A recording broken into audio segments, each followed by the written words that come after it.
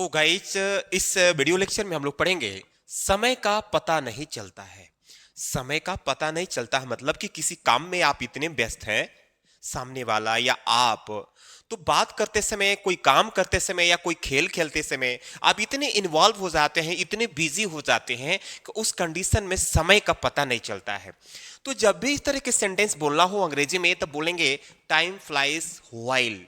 Time fly wise while के just बाद, इसे जस्ट बाद, वाइल के जस्ट बाद हमें V4 लगाना है। V4 मतलब वर्ब में ING लगाना है, ठीक है। समय का पता नहीं चलता है, ता है, ये सेंटेंस जो है प्रेजेंट इंडेफिनिट पर चलेगा, इसीलिए यहां पर फ्लाई में फ्लाइज हो गया है। आप जानते हैं कि प्रेजेंट सिंपल में अगर सब्जेक्ट सिंगुलर होते हैं तो वर्ब में एस या एस का प्रयोग होता है, और वहीं पर सब्जेक्ट प्लूरल होते हैं तो वर्ब की फर्स्ट फॉर्म, ठीक है। तो सबसे पहले आपको अंग्रेजी बोलने के लिए टाइम फ्लाइज वाइल इतना आपको शुरू में बोलना है, ओके। उसके जस्ट बाद, वाइल के जस्ट बाद इसमें जो मेन वर्ब होगा, मेन वर्ब मतलब जो मेन एक्शन होगा, उसमें V4 कर देंगे। V4 मतलब ING, जो ING जोड़ते हैं ना उसे V4 बोलते हैं। उसके बाद OBG, OBG मतलब ऑब्जेक्ट, किसी वस्तु का नाम होगा तो लिखेंगे वरना नहीं लिखेंगे, एटसेट्रा इत्यादि। इसे कह रहा है कि आपसे बात करने में, आपसे बात करने में समय का पता नहीं चलता। तो समय का पता नहीं चलता, देख रहे हैं ना, समय का पता नहीं चलता, इसकी मीनिंग पहले लिख लीजिए क्या, टाइम फ्लाइज। अब इसके जस्ट बाद लिखेंगे व्हाइल, टाइम फ्लाइज व्हाइल, ठीक है। अब करने में, क्या करने में, बात करने में, तो बात करने, बात करने में, बात करना की मीनिंग होता है टॉक, इसी में जोड़ देंगे ING, टॉकिंग, आपसे, आपसे यानी आप में से लगा हुआ है तो यहां टेक टू लगा देंगे, क्योंकि टॉक के बाद हमेशा टू लगता है, टू हमेशा से का मतलब निकलता है। तो टाइम फ्लाइज व्हाइल टॉकिंग, आप या तुम की मीनिंग यू।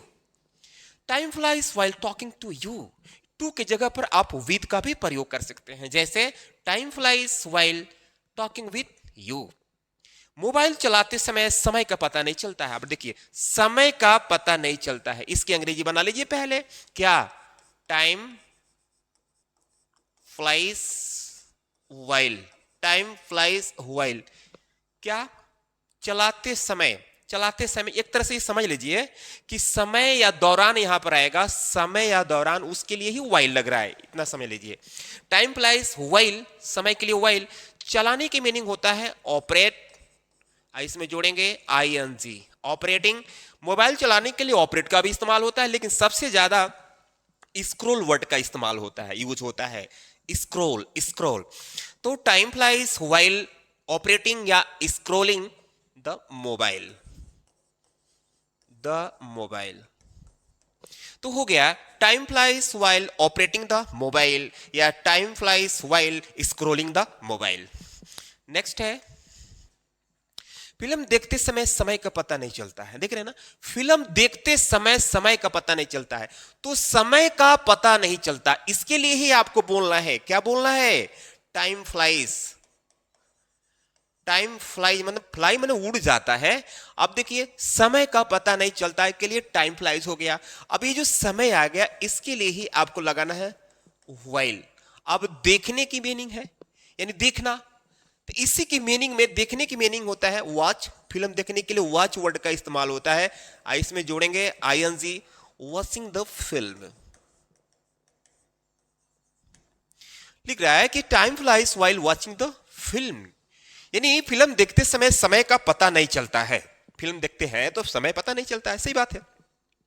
तो time flies while watching the movie, time flies while watching the movie. Cricket खेलते समय समय का पता नहीं चलता है, फिर देखिए समय का पता नहीं चलता है, तो फिर इसके लिए सिंपली लिखेंगे टाइम फ्लाइज व्हाइल, व्हाइल समय के लिए, फिर खेलने की बात हो रही है, इसी के मीनिंग में जोड़ेंगे ING, टाइम फ्लाइंग। क्या, क्रिकेट, क्रिकेट की बात हो रही है ना, yes. Time flies while playing cricket, time flies while playing cricket. Next है अगला स्ट्रक्चर। ये जो स्ट्रक्चर है ये सारे स्ट्रक्चर जितना भी इस वीडियो लेक्चर के माध्यम से मैं आपको प्रोवाइड कर रहा हूं, ये सभी एडवांस स्ट्रक्चर स्पोकन के दौरान यूज किए जाते हैं, प्रयोग किए जाते हैं, बोले जाते हैं। अगला जो स्ट्रक्चर है समय अदर टाइम, माने some other time. Some other time मतलब फिर कभी, फिर कभी। जैसे लिखा है कि मैं फिर कभी आपसे मिलूंगा, मैं फिर कभी तुम्हारे शादी में आऊंगा, मैं फिर कभी तुम्हारे घर आऊंगा, मैं फिर कभी तुम्हारे शहर आऊंगा।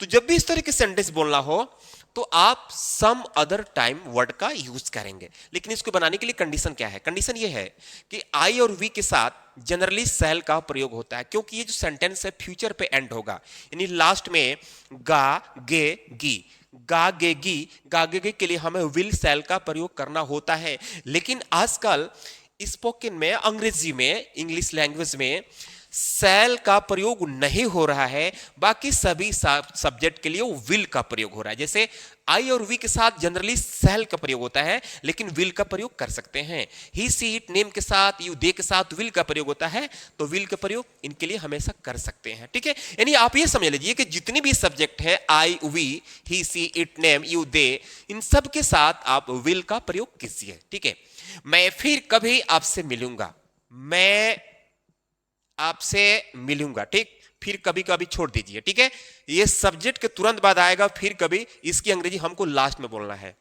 ठीक है, आई विल मीट मतलब मिलूंगा, आपसे के लिए यू, फिर कभी के लिए सम अदर टाइम। ठीक है, I will meet you some other time, I will meet you some other time. Okay, और वे एग्जाम्पल देखिए, हम लोग फिर कभी प्रयागराज जाएंगे, प्रयागराज जाएंगे हम लोग। तो हम लोग की मीनिंग वी के साथ सिंपली विल, कहां जाएंगे? गो टू प्रयागराज जाएंगे। ओके, प्रयागराज कब जाएंगे? फिर कभी, फिर कभी यानी some other time, some other time बोला है। We will go to Prayagraj some other time, we will go to Prayagraj some other time। मैं फिर कभी चुनाव लड़ूंगा। ओके, तो I will, लड़ने के लिए कॉन्टेस्ट इस वर्ड का यूज किया जाता है, फाइट नहीं। अगर फिजिकली लड़ाई होती है तो उस कंडीशन में फाइट का प्रयोग करते हैं, लेकिन अगर चुनाव वगैरह लड़ते हैं तो उसमें कॉन्टेस्ट वर्ड का यूज करते हैं। तो I will contest the election, election some other time, some other time। Okay, मैं फिर कभी तुम्हारे यहां आऊंगा, मैं फिर कभी तुम्हारे यहां आऊंगा मतलब तुम्हारे घर आऊंगा। जब भी इस तरह के सेंटेंस आए कि तुम्हारे यहां आऊंगा, तो तुम्हारे यहां का मतलब कि तुम्हारे घर आऊंगा। ठीक है, तो कैसे बनाएंगे? I will come at your home some other time, some other time। Okay, तो देखते हैं आगे। गाइस, स्ट्रक्चर नंबर 3 है, इसका मतलब हुआ कि लिटिल डिड आई नो, मुझे क्या पता था कि, मुझे क्या पता था कि। तो इस तरह के सेंटेंस वर्ड पर अगर आपको सेंटेंस बोलना हो कि मुझे क्या पता था कि, तो इसके लिए आज से आप इंग्लिश वर्ड बोलेंगे little did I know. Little did I no का मतलब मुझे क्या पता था कि के लिए यहां पर आप दैट भी जोड़ देंगे। जैसे little did I know that, little did I know that, मुझे क्या पता था कि। एक चीज इसमें है, देखना है ढंग से, देखिए क्या है कि मुझे क्या पता था कि ये वाला जो सेंटेंस है हमेशा पास्ट में आएगा, क्योंकि यहां पर कंजंक्शन जो है की जोड़ा है दोनों सेंटेंस को, तो की से पहले वाला सेंटेंस हमेशा पास्ट में है रहेगा, और इधर वाला सेंटेंस कभी प्रेजेंट में या फ्यूचर में। तो रूल ये है कि जब नाउन क्लॉज पास्ट में होता है और ये जो राइट हैंड जो क्लॉज है ये फ्यूचर में है, तो ये भी पास्ट में बनेगा, भले ये फ्यूचर में है, क्योंकि ये वाला जो सेंटेंस है जो नाउन क्लॉज सेंटेंस है पास्ट में है, इसलिए ये वाला जो सेंटेंस जो राइट हैंड जो सेंटेंस है ये भी पास्ट में बनेगा, भले ही फ्यूचर में है तो क्या है, लेकिन ये भी पास्ट में बनेगा। तो इसके लिए क्या करना है, इस सभी में हमें विल के जगह पर, क्योंकि विल का पास्ट फॉर्म वुड होता है, तो इसलिए हम विल का प्रयोग ना करेंगे, वुड का प्रयोग करेंगे, क्योंकि ये वाला सेंटेंस पास्ट में हो जाएगा, इसलिए इधर हम हेल्पिंग वर्ब वुड का प्रयोग करेंगे। ठीक है, देखिए क्या है, मुझे क्या पता था कि वह धोखा देगी। ठीक है, little did I know, little did I know that, know that, okay, वह धोखा देगी। सी वुड, धोखा देने के लिए डिसीव, DECIVE, ओके। और little did I know that she would deceive, little did I know that she would deceive. अब देखिए यहां पर अगर आप नहीं जानेंगे तो तुरंत कहेंगे कि सर ये सेंटेंस फ्यूचर में हम विल का प्रयोग करेंगे, जबकि आप सही है। रूल ये है कि ये वाला जो सेंटेंस है, जो दैट के पहले वाला जो सेंटेंस है पास्ट में है, इसलिए यहां पर विल का प्रयोग न करके हम वुड का प्रयोग करेंगे। ठीक है, मुझे क्या पता था कि तुम अचानक आ जाओगे, मुझे क्या पता था कि तुम अचानक आ जाओगे, मुझे बुलाए, मुझे बताए भी नहीं, मैसेज भी नहीं किए, कॉल भी नहीं किए और अचानक आ गए। ठीक है, तो मुझे क्या पता था, तो इसके लिए little did I know, little did I know that, okay, तुम अचानक आ जाओगे, you would come suddenly, come suddenly. ठीक है, little did I know that you would come suddenly, little did I know that you would come suddenly. उसे क्या पता था कि तुम शराब पीते हो। अब देखिए ये वाला जो सेंटेंस है, की के बाद प्रेजेंट एंड डेफिनिट पर पीते हो, ता है, ती है, ते है, ये वाला सेंटेंस अगर ताते ती पर है तो फिर ये वाला पास्ट में है, इसलिए इसको भी पास्ट बनाना पड़ेगा, यानी ये सेकेंड फॉर्म से बनेगा, वुड से नहीं बनेगा। उसे क्या पता था, उसे क्या पता था, तो यहां देखिए लिटिल डिड, उसे, ही या सी, क्योंकि उसे की मीनिंग कंफर्म नहीं है, महिला की बात हो रही है कि पुरुष की बात हो रही है, तो लिटिल डिड ही या she know that, know that तुम शराब पीते हो, तो यू पीते हो, यानी drunk, drink second form drunk wine. Little did he she know that you drunk wine, इसमें वुड का प्रयोग नहीं करेंगे। ओके, अगला स्ट्रक्चर है, आपने इस तरह के सेंटेंस लोगों के द्वारा बोलते हुए सुना होगा कि अगर बस चलता तो, बस चलता मतलब क्या, गाड़ी की बात नहीं हो रही है, बस चलता मतलब मेरा कंट्रोल होता, मेरे हाथ में पावर होता, मेरे हाथ में सब कुछ होता।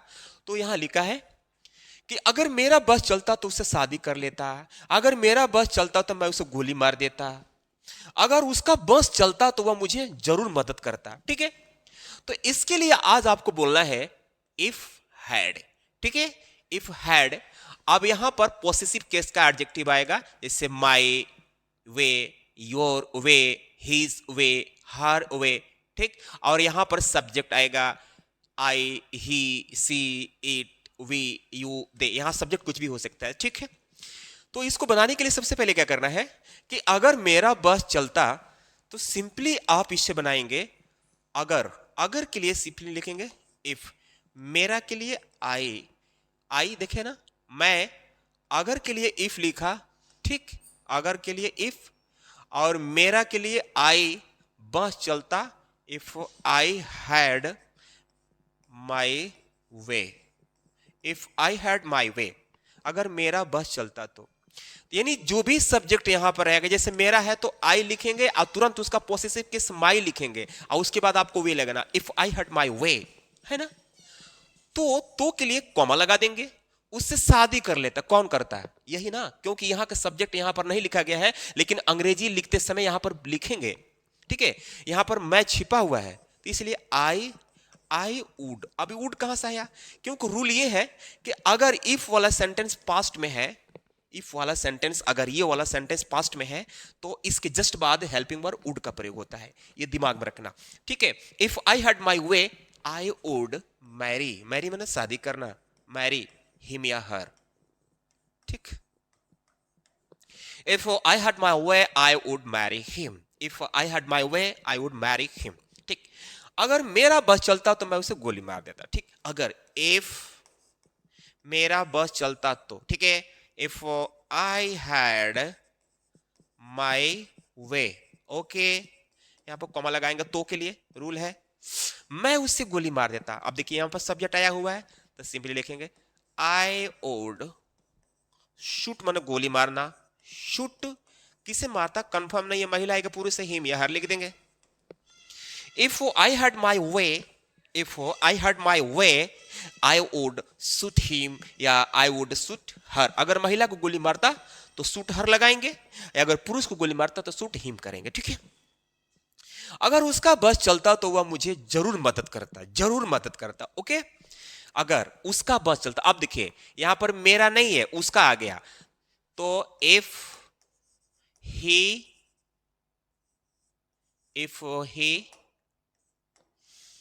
कह रहा है इफ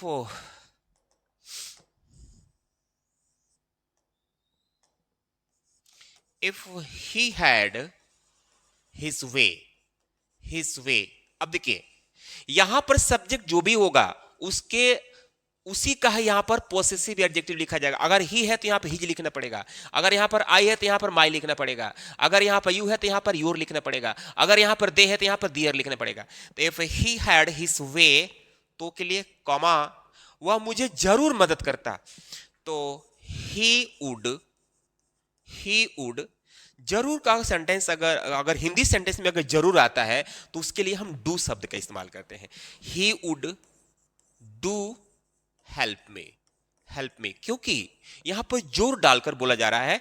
तो जब भी सेंटेंस पर जब भी वर्ब पर जोर डाला जाता है तो उस वर्ब के पहले डू लगाते हैं, जो वो कार्य को कंपलसरी बनाने का काम करता है। तो if he had his way he would do help me, ठीक है। नेक्स्ट, तो गाइस आपको ये वीडियो लेक्चर कैसा लगा? अगर आप मेरे चैनल पर नए हैं तो इस तरह की वीडियो पाने के लिए वीडियो को लाइक करके चैनल को सब्सक्राइब कीजिए और अपने फ्रेंड तक शेयर करने का भी प्रयास कीजिए। मिलते हैं अगले वीडियो में, तब तक के लिए धन्यवाद।